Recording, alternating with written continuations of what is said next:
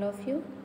आज हम BSc second year की क्लास में बॉटनी में पढ़ने जा रहे हैं। टॉपिक हमारा रहेगा फैमिली रेनूनक्लेशिया। फैमिली रेनूनक्लेशिया ये आपका बहुत ही इम्पॉर्टेंट टॉपिक है। अब हम कुछ फैमिलीज़ के बारे में चर्चा करेंगे आगे की क्लासेस में, जैसे आपकी फैमिली रेनूनक्लेशिया है, ब्रासिकेशी है, मालवेशी है। इन फैमिलीज़ की हम आगे चर्चा करेंगे। तो आज का जो हमारा टॉपिक है वो है फैमिली रेनूनक्लेशिया। जो रेनूनक्लेशिया फैमिली है उसके अंतर्गत हमें पढ़ना है, उसमें क्या क्या चीज़ें रहती हैं, क्या नहीं रहती हैं, जैसे कि हम उसके बारे में पढ़ेंगे। उसकी सिस्टमेटिक पोजीशन क्या है, उसके वेजिटेटिव कैरेक्टर्स क्या हैं, फ्लोरल कैरेक्टर क्या है, उसका फ्लोरल डायग्राम क्या है, उसका फ्लोरल फार्मूला क्या है। ठीक है, उसके बाद इसके पढ़ेंगे हम इकोनॉमिक इम्पोर्टेंस के बारे में भी।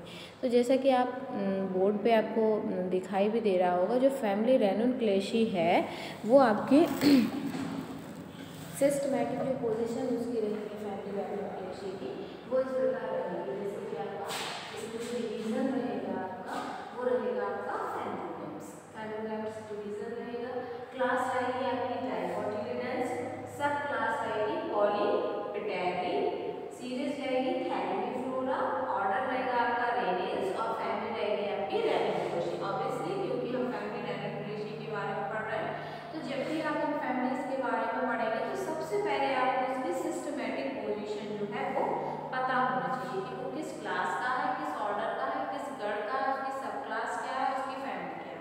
ठीक है, तो सबसे पहले जो आपका ये आपको एग्जाम में भी बहुत महत्वपूर्ण है। जैसे कि आपसे कई बार पूछ लिया जाता है कि जो फैमिली रेनूनक्लेशिया है उसका आप हमें फ्लोरल स्ट्रक्चर जो है, उसका फ्लोरल डायग्राम है उसका वर्णन कीजिए।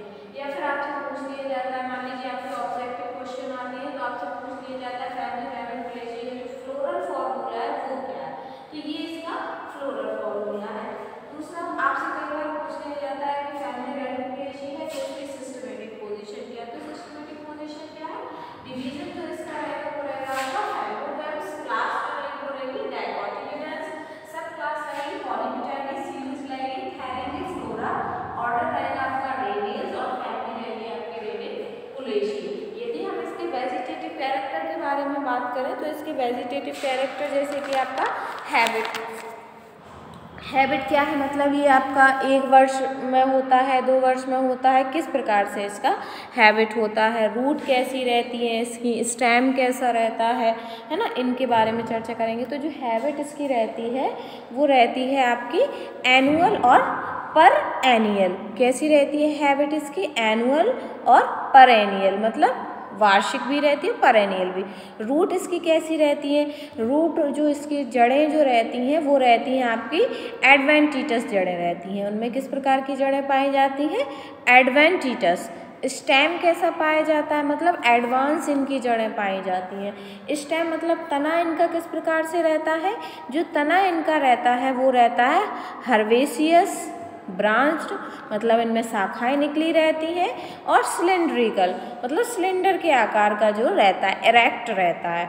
लीफ पत्तियां इसकी कैसी रहती हैं, तो इसकी जो पत्तियां होती हैं वो रहती हैं आपकी रेडिकल या फिर अल्टरनेट या फिर सिंपल या फिर कंपाउंड लीफ या फिर एक्सटीपुलेट। मतलब हमें इनके बारे में कुछ पॉइंट्स तो बहुत ही इंपॉर्टेंट है जो याद करने हैं। मतलब वेजिटेटिव कैरेक्टर मतलब वो कैसा किस प्रकार का प्लांट्स है, उसमें लीफ कैसी पाई जाती है, तो लीफ जो उनमें रहती हैं वो रेडिकल रहती हैं या अल्टरनेट रहती हैं, सिंपल रहती है। तो आप मान लीजिए आपने इसमें से 2 या 3 लीफ के नाम भी पता कर लिए कि अल्टरनेट लीफ होती हैं, रेडिकल होती हैं और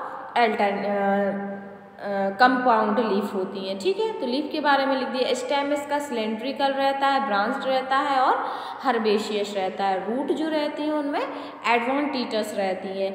और जो हैबिट इनका है वो कैसा है, इनका एनुअल एंड पर एनियल। ठीक है, तो इसके बारे में जाना। फिर यदि हम बात करें जो इसका फ्लोरल कैरेक्टर है, फ्लोरल कैरेक्टर क्या है उसका, फ्लोरल कैरेक्टर मतलब उसके फ्लावर में कौन कौन से गुण पाए जाते हैं, क्या उसमें पाया जाता है, कैलेक्स होता है तो कैसा रहता है, फ्लावर कैसा रहता है ना, कोरोला कैसा रहता है, एंड्रोशियम गायनेशियम किस प्रकार से उसमें रहते हैं, इनके बारे में चर्चा करें। तो जो इसका इन्फ्लोरेसेंस होता है वो होता है आपका टर्मिनल और एक्सिलरी, मतलब टर्मिनली होता है या फिर एक्सिलरी होता है। ठीक है, दूसरा यदि फ्लावर की बात करें तो फ्लावर इसका होता है पेंटामरस। पेंटामरस मतलब इसमें जो इसका फ्लावर मतलब फूल रहेगा उसमें क्या रहेंगी, 5 जो मेनली पत्तियां रहेंगी फूल में। ठीक है, जैसे कि आपने हिबिस्कस का देखा है उसमें 5 से लेके 6, 5 या 6 रहती हैं। ठीक है, कैलेक्स जो रहेगा 5 सेपल, मतलब उसमें जो कैलेक्स है उसमें 5 सेपल रहेंगी, 5 पत्तियां रहेंगी। पॉलीसेपल कई पत्तियां हो सकती हैं। ग्रीन इम्ब्रिकेट और वेलवेट एस्टिवेशन भी रहेगा इसमें। दूसरा यदि हम बात करें कोरोला कैसा रहेगा, इसका कोरोला जो भी रहता है वो भी कैसा रहता है, 5 पेटल रहता है। इसमें कैलेक्स भी 5 सेपल उसमें पाए जाते हैं। कैलेक्स में क्या पाए जाते हैं, सेपल, और जो आपका कोरोला रहता है उसमें पाए जाते हैं पेटल। तो कैलेक्स में भी इसके क्या पाए जाते हैं, 5 सेपल, और कोरोला में भी क्या पाए जाते हैं, 5 पेटल। यदि हम इसकी एंड्रोशियम की बात करें तो एंड्रोशियम क्या रहती है आपकी, स्टेमिन इंडिफिनिट पॉली एंड्रस रहती है। फिलामेंटस लार्ज इसका रहता है एंड्रोशियम का, और एंथर्स जो रहता है वो एक्सट्रोज रहता है। जैसे कि आप देखिए आप फ्लोरल फार्मूला में भी आपको दिखाई दे रहा होगा कि जो आपका कैलेक्स की जगह उन्होंने क्या लिखा है, 5, मैंने क्या लिखा है 5, तो मतलब कैलेक्स इसमें 5 रहते हैं। कोरोला में भी हमने क्या लिखा है 5, तो कोरोला इसमें 5 रहता है। ए से मतलब होता है एंड्रोशियम और जी का मतलब होता है गाइनोशियम। ठीक है, और गाइनोशियम जो रहता है वो भी क्या रहता है, कार्पल और इन्फिनिट का मतलब जैसे कि मैंने आपको दिखाया है इधर पे देखिए, इसका जो फ्लोरल फॉर्मूला में देख सकते हैं आप, देखिए कैलेक्स 5, कोरोला 5 और एंड्रोशियम में क्या लगा दिया मैंने, इन्फिनिटी का निशान, मतलब जो एंड्रोशियम वो इन्फिनिट रहते हैं और गाइनोशियम की संख्या में क्या रहती है, वो इन्फिनिट रहती है। तो गाइनोशियम में क्या पाई जाती है, इसमें इन्फिनिट पाई जाती है। यदि हम इसके फ्रूट्स की बात करें तो फ्रूट्स जो रहता है कैप्सूल सम टाइम वेरी। ठीक है, और जो सीड रहता है वो रहता है इसका एंडोस्पर्मिक सीड, इनमें जो है वो पाया जाता है। यदि हम इसके इकोनॉमिक इम्पोर्टेंट की बात करें कि ये हमें आर्थिक दृष्टि से किस प्रकार से आवश्यक है या किस प्रकार से ये आर्थिक दृष्टि से हमारी हेल्प करते हैं, तो इनका उपयोग कई चीज़ों में किया जाता है। जैसे कि आपका है डेल्फिनियम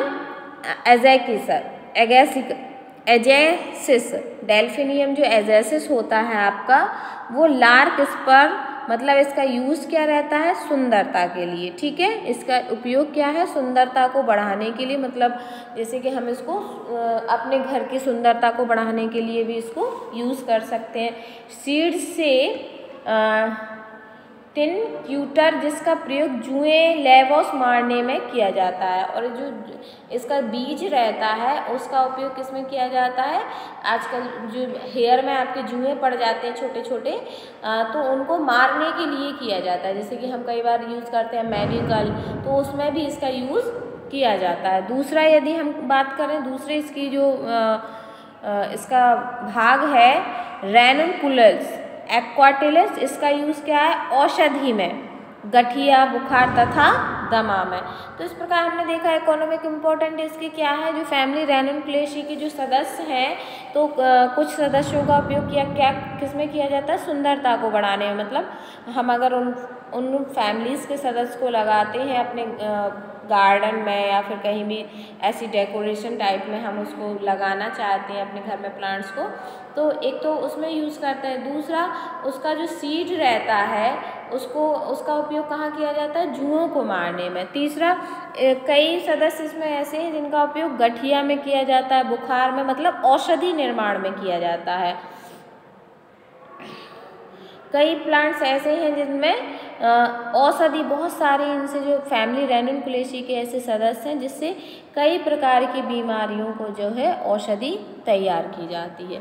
ठीक है, तो आज की क्लास में हमने क्या पढ़ा, जो हमारा रेनुनकुलेसी फैमिली है उसकी जो सिस्टमेटिक पोजीशन है वो क्या रहेगी, डिवीज़न रहेगा उसमें फेनरोगेम्स, क्लास डाइकोटिलेडन्स, सब क्लास रहेगी आपकी पॉलीपेटाइली, सीरीज रहेगी थैलेमीफ्लोरा, ऑर्डर रहेगा इसका रेनेल्स एंड फैमिली रहेगी रेनिनकुलेसी। वेजिटेटिव कैरेक्टर के बारे में पढ़ा।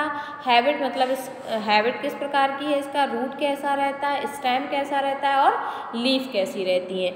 फिर यदि हमने बात की फ्लोरल फार्मूला की, इसकी फ्लोरल फार्मूला क्या है, इसका डायग्राम कैसा है।